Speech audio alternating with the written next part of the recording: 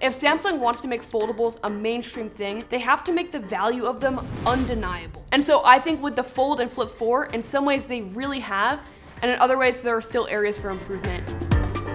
The first one is that both phones have a better, slimmer, and more durable build. All huge things when it comes to foldables. I think that durability is one of the main things that people actually are going to care about and notice on a daily basis with a foldable phone. They have Gorilla Glass Victus, and the Flip 4's inner display is 45% stronger than the Flip 3. The displays on both have also been updated like aesthetically and in terms of sizing, which is actually a very needed upgrade because aspect ratio really determines the experience of the phone. So the fact that they now have more normal aspect ratios should help a lot. And so for the Fold's outer display, it's now 23:9, which is still more narrow than the traditional like 18:9 that we get on a lot of phones, but it's definitely getting there. It's a little bit more normalized. And the inner display is also a little bit bigger now because the bezels are smaller. It's 7.6 inches. Prime Video and Twitch are now also optimized for the form factor, and so you should be getting a better media experience. But I do want to say that for both the Flip and the Fold, you definitely have to like crop in on YouTube videos, for example, if you want them to fill the screen most of the time, because most YouTube videos are either shot in 16:9 or 18:9. On the Fold, the under display camera camouflage is a lot better this year. I don't know if this is something that general people actually care about, but it disguises itself into content using AI. So during some of the hands-on, I literally could not see where the camera was depending on what content was on the display. The crease is definitely not vastly better from last year, so I can definitely still feel it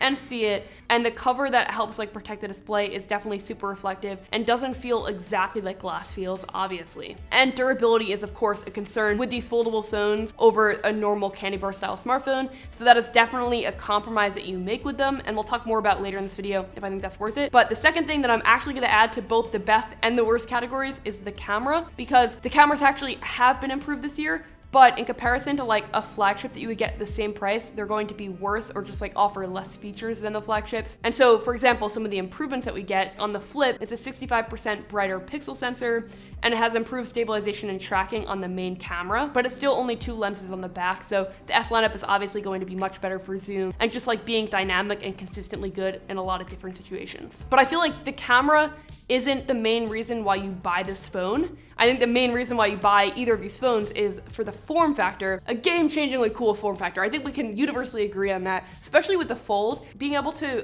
take a traditional smartphone and unfold it into a huge display to watch content or be productive is amazing, and there are a lot of new software features this year to take advantage of that. You have a redesigned taskbar at the bottom, which will allow you to drag 3 apps to run together with multitasking. There's also intuitive app pairs so they can auto-open together, and there are new touchpad controls in flex mode, so you can kind of use one part of the display to interact with the other part. Google Meet and Teams and Zoom are also all optimized now for this form factor. And there are also battery updates this year. So the Fold has a 4,400 milliamp-hour battery with fast wireless charging, and you can get 50% in just 30 minutes on both the Fold and the Flip. And the Flip has a 3,700 milliamp-hour battery, which is not huge. That is definitely gonna be something I'm gonna have to test in the full review to see if it is a great all-day phone. Which brings us into the worst thing, which is like, there are a significant number of compromises that you make on the traditional smartphone experience to get this form factor. With the Fold, it is very expensive. It's $17.99. With the Flip, it's $9.99, which is great, but comparatively, if you just do like spec for specs, it is like a less powerful phone than other $1,000 phones, especially in the camera department. But I think that it just depends on your priorities, right? Because